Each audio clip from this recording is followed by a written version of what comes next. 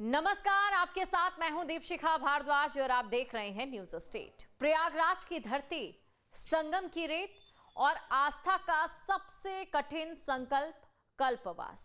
माघ मास की शुरुआत के साथ ही संगम तट पर कल्पवास भी शुरू हो गया। हजारों श्रद्धालु, साधु संत और गृहस्थ 1 महीने तक त्याग, तप और संयम का जीवन जीने के लिए यहां डेरा डाल चुके हैं। आखिर क्या है कल्पवास? इसे सबसे कठिन धार्मिक साधना क्यों माना जाता है और इस दौरान कल्पवासी क्या क्या करते हैं? इस बार माघ मेले और कल्पवास का क्या विशेष महत्व है? देखिए प्रयागराज से हमारी ये खास रिपोर्ट। प्रयागराज में संगम तट। संगम तट पर गूंजते मंत्र, गंगा मैया के जयकारे, आस्था की डुबकी लगाते श्रद्धालु, हर हर महादेव की गूंज, कहीं आरती, कहीं भक्ति और कठिन तपस्या में लीन कल्पवासी। प्रयागराज में त्रिवेणी के संगम तट पर विश्व के सबसे बड़े धार्मिक मेले की शुरुआत हो गई है।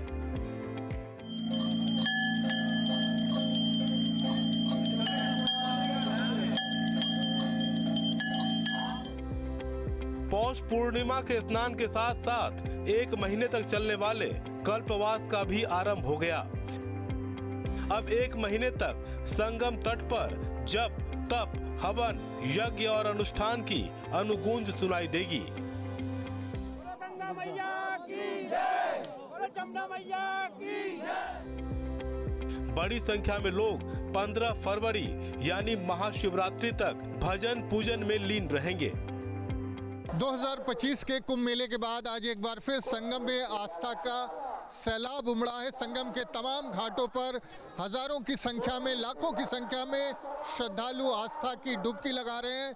तो आज के स्नान के साथ ही माघ मेले का श्री गणेश होने जा रहा है, यानी माघ मेला आरंभ हो रहा है और साथ ही आज से कल्पवास का आरंभ भी हो रहा है। तो इस लिहाज से आज का स्नान बेहद महत्वपूर्ण है और जिस तरह से नक्षत्रों का, ग्रहों का संयोग है, जिस तरह का अनुमान ज्योतिषियों ने लगाया, उसके मुताबिक जो ये स्नान पर्व है, जो तमाम आने वाले स्नान पर्व है, वो कुंभ जैसा पुण्य फल उसमें अर्जित कर सकते हैं। जो श्रद्धालु यहाँ पहुँच करके संगम के अलग अलग घाटों में आस्था की डुबकी लगाएंगे, तो एक अनुमान के मुताबिक, जैसा कि प्रशासन का, सरकार का अनुमान है कि करीब 15 करोड़ लोग इस माघ मेले के दौरान प्रयागराज पहुँचेंगे और अलग अलग घाटों पर स्नान करेंगे। माघ महीने में प्रयागराज का संगम क्षेत्र केवल तीर्थ क्षेत्र नहीं रहता, बल्कि तप, त्याग और आत्मशुद्धि की प्रयोगशाला बन जाता है, जिसे कल्पवास कहते हैं, जहां इंसान 1 महीने के लिए सांसारिक जीवन को छोड़कर आत्मा से संवाद करता है। माघ मास में संगम तट पर 1 माह का निवास, कठोर नियमों के साथ तपस्या, स्नान, जप, दान और संयम का संकल्प। माघ मास में संगम तट के महत्व का रामायण में भी वर्णन है। गोस्वामी तुलसीदास जी लिखते हैं, माघ मकरगत रवि जब होई, तीरथ पति ही आव सब कोई, देव दनुज किन्नर नर श्रेणी, सादर मज्जहि सकल त्रिवेणी। यानी माघ महीने में जब सूर्य दक्षिणायन से उत्तरायण होते हैं, तो तीर्थपति प्रयागराज में देव, दानव, किन्नर समेत दुनिया भर से लोग आते हैं, जिससे यहाँ का महत्व और बढ़ जाता है। ये कल्पवास है और यहाँ जो भी 1 महीना जो माघ में होता है, सारे देवता, सारे ऋषिगण कुछ गुप्त रूप में रहते हैं, कुछ दिखावटी में रहते हैं और सारे महात्मा, सारे 1 महीना जिसका बड़ा बहुत महत्व है। लिखा है कि माघ मकरगत रवि जब होई, तीरथ पति आवे सब कोई। यहाँ जितने तीर्थ हैं सब माघ में आते हैं। यहाँ सत्संग होता है, कथा वार्ता होता है, स्नान होता है, भंडारा चलता है। इसका बहुत बड़ा महत्व है। इस बार तो दोनों योग एक में मिल रहा है, इससे बड़ा ये महाकुंभ के समान है। धार्मिक ग्रंथों के अनुसार माघ मास में संगम पर निवास करने से हजारों यज्ञों के बराबर पुण्य की प्राप्ति होती है। कल्पवास का मकसद केवल पूजा नहीं, बल्कि मन, वचन और कर्म की शुद्धि है। यहाँ अमीर गरीब जाति और पंथ का भेद मिट जाता है। हर कल्पवासी सादा, अनुशासित और संयमित एक जैसा ही जीवन जीता है। कल्पवास के धार्मिक महत्व की बात करें तो ये पापों से मुक्ति, मोक्ष की कामना, विष्णु और दत्तात्रेय की उपासना, आत्म संयम और वैराग्य का दर्शन कराता है। जानकारों के मुताबिक इस साल प्रयागराज में माघ स्नान और कल्पवास का महाकुंभ जैसा ही संयोग है, जिससे स्नान और कल्पवास का महत्व और बढ़ गया है। कल्पवास कोई आसान साधना नहीं। कल्पवासी को रोज तड़के उठना होता है। कड़ाके की ठंड में संगम स्नान, दिन में एक बार सादा भोजन, जमीन पर सोना, मोबाइल, टीवी और सुविधाओं से दूरी के साथ कल्पवास जीवन शरीर को नहीं, इच्छाओं को तपाने की प्रक्रिया है। सीताराम सीताराम सीताराम सीताराम जय सीताराम। अब ये भी जान लेते हैं कि कल्पवास में क्या करते हैं। कल्पवास के दौरान ब्रह्म मुहूर्त, दोपहर और शाम में स्नान का नियम है। दिन में केवल एक बार सात्विक भोजन, मन, वचन और कर्म से ब्रह्मचर्य का पालन करना, क्रोध, वासना और बुरी आदतों से दूरी, झोपड़ी में रहना, जमीन पर सोना, सांसारिक चिंताओं से मुक्त रहना, जप, तप, कथा और ध्यान लगाना, कुटिया के बाहर तुलसी का पौधा लगाना और जौ बोना, घर गृहस्थी की चिंताओं का त्याग करना, पूरे कल्पवास अवधि में संगम क्षेत्र को नहीं छोड़ना जैसे कठिन नियम है। ये कठिन जरूर है, लेकिन इससे मन को शांति मिलती है। 1 महीने का कष्ट जीवन भर का संतोष देता है। जानकार बताते हैं कि कल्पवास का कठिन तप शरीर में रोग प्रतिरोधक क्षमता को बढ़ाता है और शरीर का कायाकल्प होता है।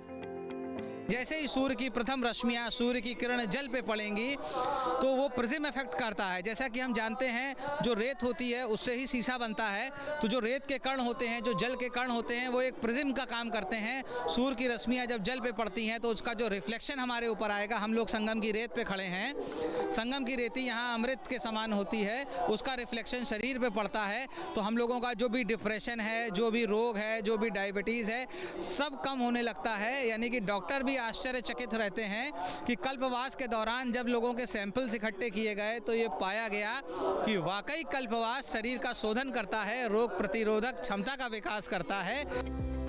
जानकार बताते हैं कि कल्पवास आत्मा की सफाई है। जो इसे करता है वही इसका फल समझ सकता है। कल्पवास सिर्फ बुजुर्गों तक सीमित नहीं है। आज युवा, महिलाएं और परिवार के लोग भी इस कठिन व्रत को अपना रहे हैं। अब जरा ये भी जान लेते हैं कि कल्पवास कितना कठिन होता है। कल्पवास के दौरान ठंड, वर्षा और मौसम की चुनौती होती है। सीमित भोजन और सुविधाएं होती हैं। मानसिक और शारीरिक संयम रखना होता है। पूरे महीने नियमों का पालन करना पड़ता है। यानी कल्पवास दरअसल एक सवाल है। सवाल ये कि क्या इंसान इच्छाओं पर जीत पा सकता है। संगम की इस रेत पर हर कल्पवासी भक्ति में लीन होकर कठिन तप और मोह माया से दूर होकर अपने भीतर झांकता है। यही कारण है कि धार्मिक अनुष्ठान से आगे बढ़कर कल्पवास जीवन दर्शन बन जाता है। दूसरे शब्दों में कहें तो कल्पवास त्याग का नाम है, अनुशासन का अभ्यास है और आत्मा की यात्रा है। प्रयागराज के संगम पर हर साल ये परंपरा बताती है कि सच्ची श्रद्धा सुविधाओं में नहीं, संयम में बसती है।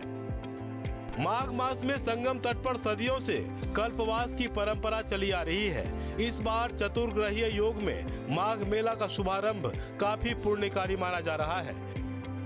इस बार देवगुरु बृहस्पति अतिचारी गति के हैं। अतिचारी का मतलब देवगुरु बृहस्पति की चाल बहुत तेज हो गई है, फास्ट फॉरवर्ड हो रहे हैं।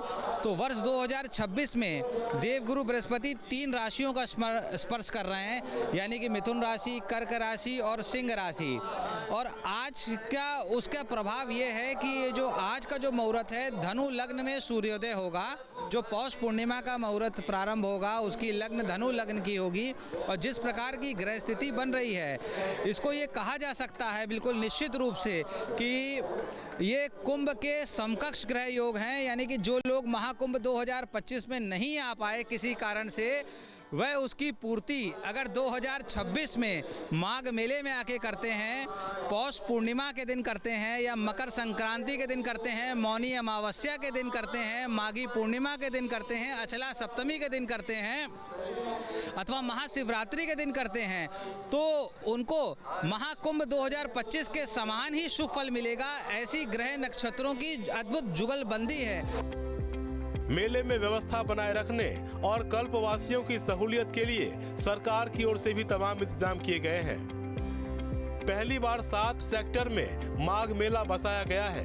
संगम और गंगा में 16 घाटों पर स्नान का प्रबंध किया गया है। घाट किनारे रोशनी का इंतजाम किया गया है।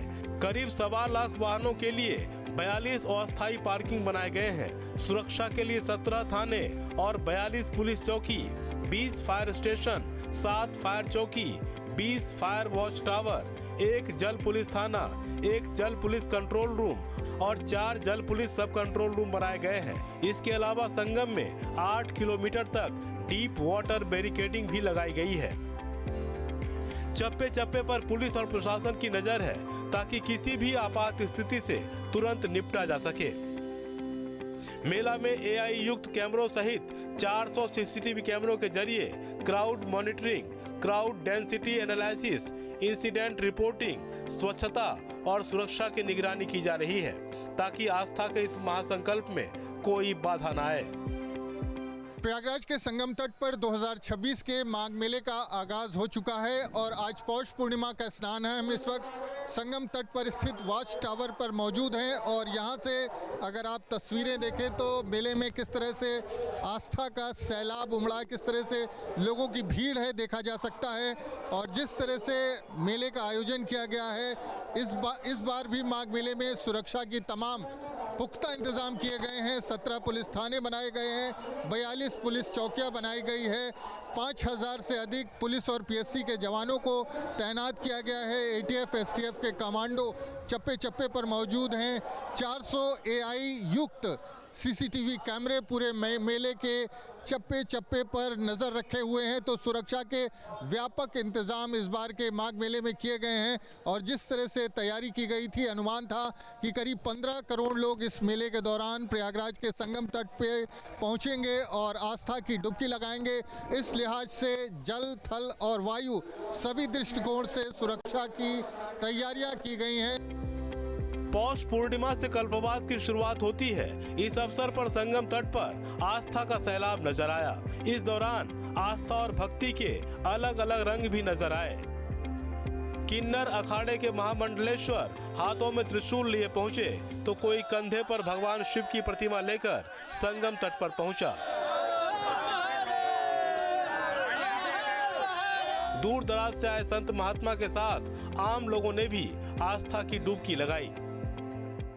यहाँ नहाने से जितने पापों किए हैं वो सब कट जाता है। हाँ, संत महात्मा लोग बताते हैं। हाँ, ऐसे हम लोग तो पाप किए नहीं है फिर भी नहाने आए हैं। माघ मेला का यही सौंदर्य है कि घर में यही पानी ठंडा लगता है, लेकिन यहाँ पर आते यही पानी सौभाग्य प्राप्त लगता है। कैसा हमने स्नान प्राप्त कर लिया, स्वर्ग पधार लिया, ऐसा लगता है। गंगा माई हम सब लोग को खूब अच्छी तरह से दर्शन दी, खूब अच्छी तरह से स्नान भा। आज के दिन से सब कल्पवासी लोग कल्पवास कर रहे हैं, खूब प्यार से स्नान कर रहे हैं। बड़ी अच्छी सुविधा है। बहुत ही दिव्य व्यवस्था है यहाँ गंगा जी के। योगी और मोदी जी का बहुत ही बढ़िया व्यवस्था है यहाँ पे।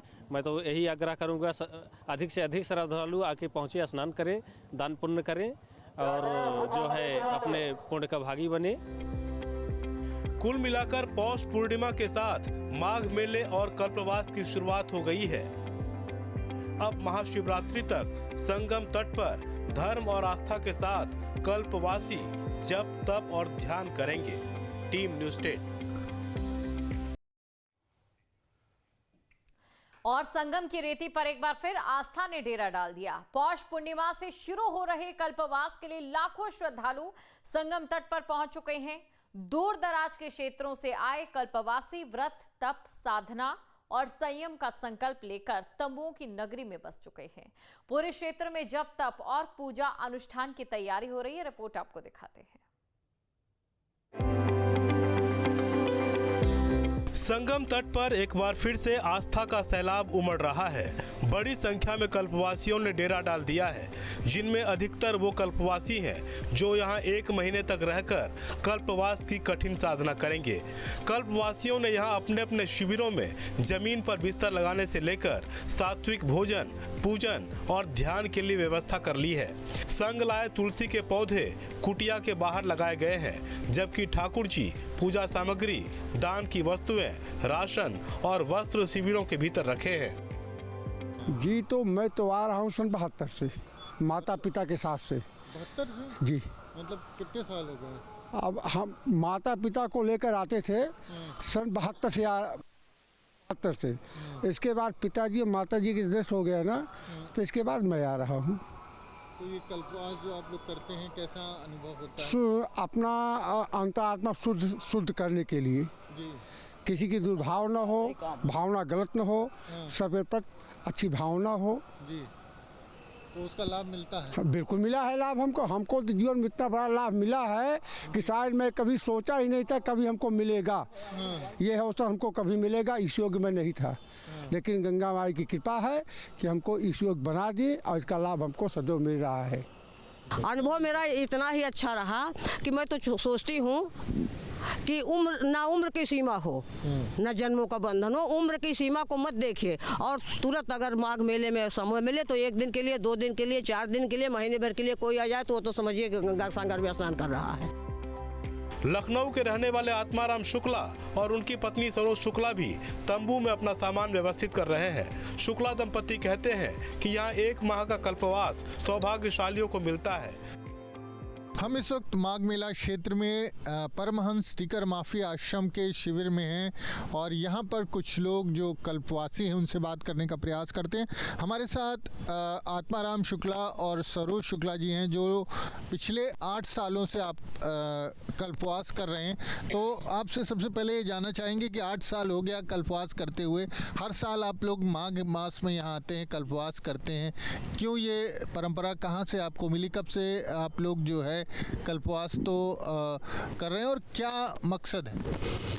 मकसद देखिए होता है दान पुण्य, धर्म क्षेत्र में आके अपने कल्याण के लिए ये सब किया जाता है जी। और हम लोग बचपन से ही इसको देख सुन रहे हैं, इसीलिए इसमें हम लोग ढल गए हैं जी।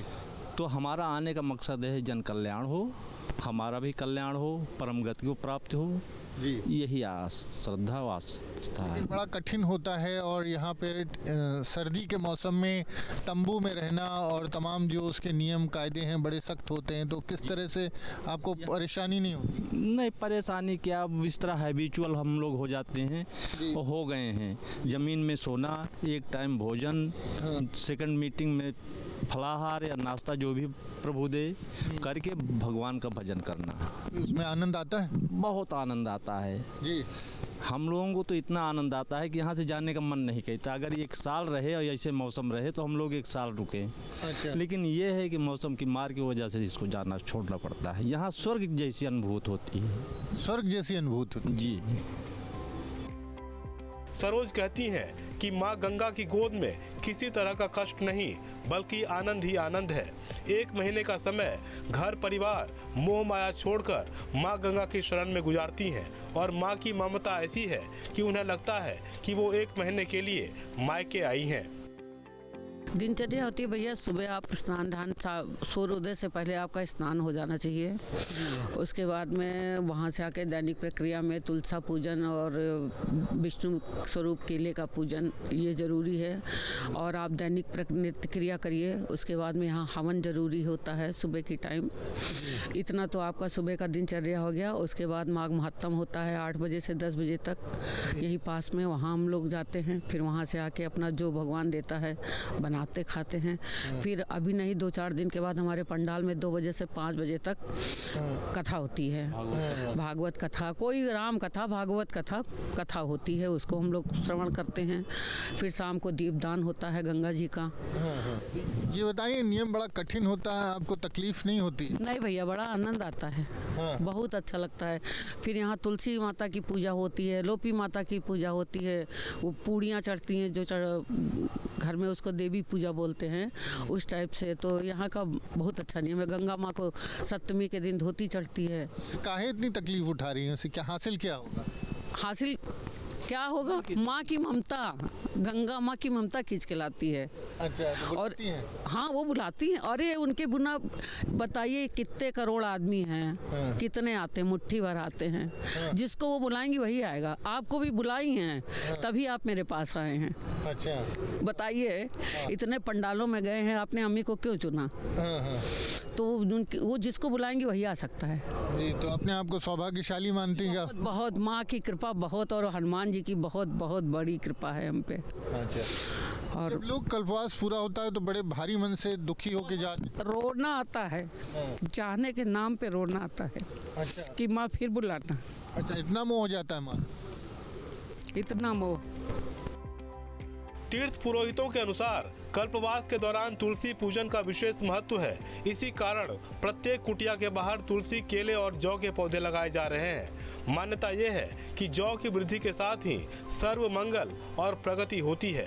कल्पवास के दौरान श्रद्धालु संगम की रेती पर व्रत, तप और पूजा अनुष्ठान के साथ कठोर नियमों का पालन करेंगे। संगम तट पर कल्पवास के लिए लोग सालों से आ रहे हैं। जो एक बार आते हैं तो फिर आते ही रहते हैं। देखिए, ध्रुव ने थोड़ी ही उम्र में भगवान की शरण में जाना स्वीकार कर लिया और आज वो अजर अमर हो गए हैं। इसलिए व्रत की, कथा की, तपस्या के लिए कोई उम्र की सीमा नहीं है। और इस पावन नगरी जो संगम है, स्वामी जी का आश्रम है, जो सारे जग को पवित्र कर रहे हैं गंगा। लेकिन यहाँ त्रिवेणी का संगम है। कल्पवास हर जगह नहीं होता। एक प्रयागराज ही ऐसी नगरी है जहाँ पे कल्पवास होता है। तो इसलिए जितने भी लोग यहाँ आते हैं, रामचरितमानस में वर्णित है, माघ मकर गति रवि जब होई, तीर्थ पति आओ तह सोई। तो यहाँ जब सारे तीर्थों के देवता ऋषि नित्य प्रति गंगा में त्रिवेणी में स्नान कर रहे हैं तो वो तो महान ही सौभाग्यशाली है। 100 जन्मों के जब पुण्य उदय होते हैं तो मुझको लगता है वो कल्पवास में इस पावन धरती पे आता है। 2022 से कल्पवास में हम आते हैं। चौथा साल मतलब चल रहा है। इसके पहले हम आंगनबाड़ी वर्कर थे, उसके बाद रिटायर हुए तब आने लगे।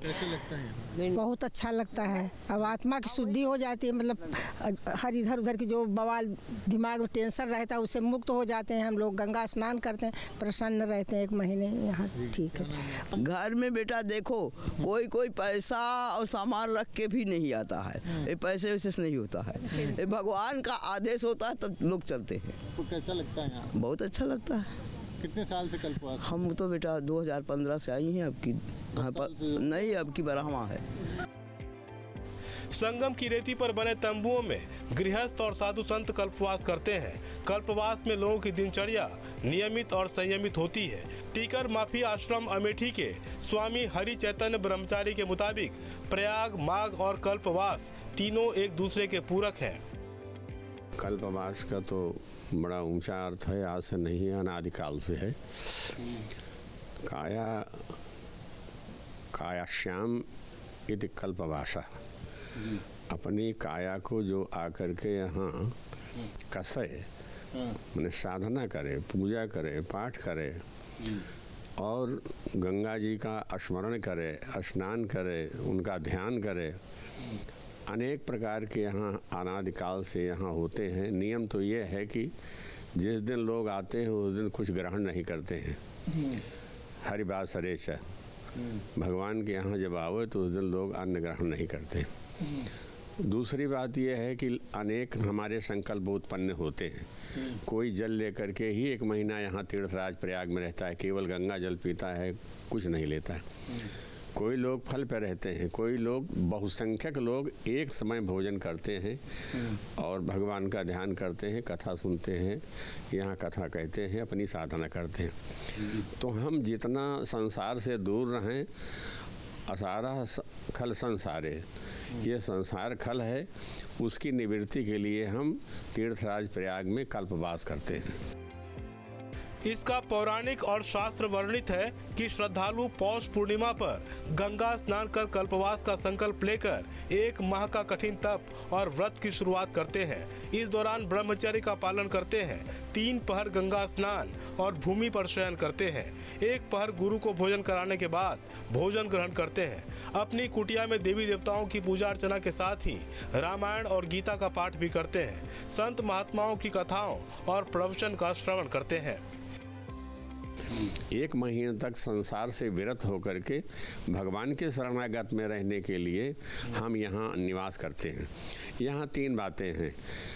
एक तो गंगा जी के जल में भगवान निराकार रूप में निवास करते हैं। भगवान के 3 रूप हैं, निराकार, निराकार, निरंकार। तो निराकार में भगवान राम कृष्ण इत्यादि आते हैं और साक्षात ब्रह्म जो होता है उसका कोई आकार नहीं है।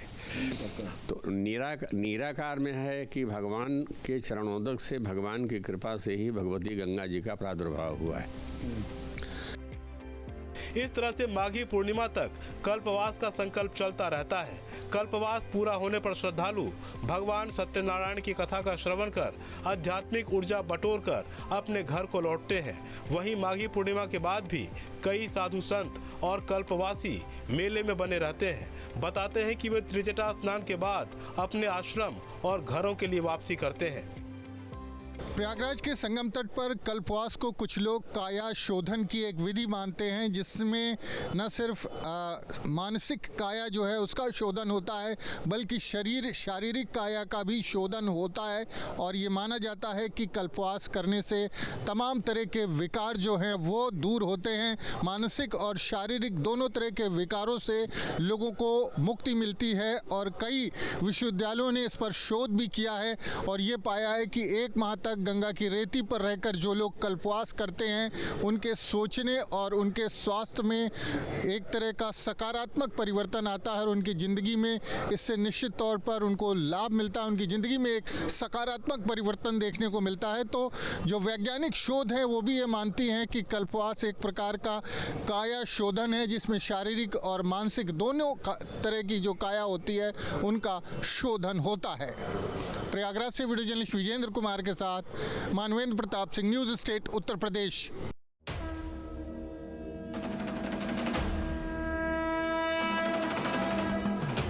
आपके मोबाइल पर तुरंत आएगी ब्रेकिंग न्यूज। स्क्रीन पर सबसे पहले दिखेगी बड़ी खबर। देश दुनिया की हर खबर एक जगह। अब आपके मोबाइल पर तुरंत फटाफट इंस्टॉल कीजिए न्यूज़ नेशन ऐप और रखिए खुद को अपडेट।